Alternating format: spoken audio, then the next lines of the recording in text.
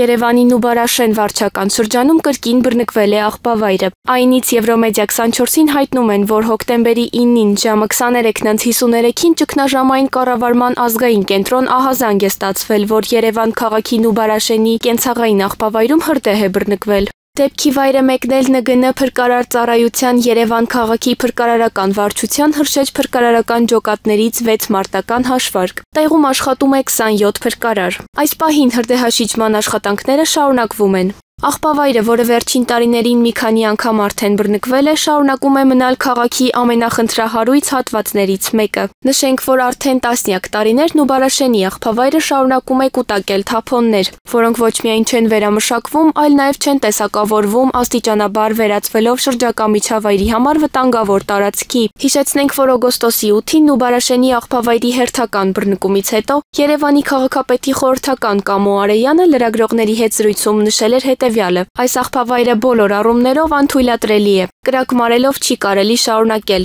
Ժամ առաջ պետք է կառուցվի աղբավերամշակման գործարան։ Արեյանը հավելել էր, որ աղբավայրը կարող է առաջանալ առաջին հերթին տապից, կենցաղային աղբում առկա ապակու կտորներից, իսկ քամու առկայությունը նպաստում է կրակի արագ տարածվելուն։ Բնապահպանները հիշեցնում են, որ Նուբարաշենի աղբավայրի ինքնաբուխ այրումները ոչ միայն օդն են աղտոտում, այլև վտանգավոր են առողջության համար։ Հետևաբար աղբավայրից ոչ հեռու բնակվող քաղաքացիներին խորհուրդ է տրվում կրել դիմակ, տան օդափոխություն չիրականացնել եւ տանից դուրս գալ միայն անհրաժեշտության դեպքում։ Որպես խնդրի լուծում առաջարկվել է վերամշակման գործարանի կառուցումը։ Ավելի վաղ քաղաքապետ Տիգրան Ավինյանը քաղաքապետարանի համապատասխան ստորաբաժանումներին հանձնարարել էր մինչև տարեվերջ անցկացնել աղբի վերամշակման գործարանի կառուցման մրցույթ։ Վերջինս այսօր լրագրողների հետ զրույցում ասել է, որ հենց հիմա գնում է աղբավայր։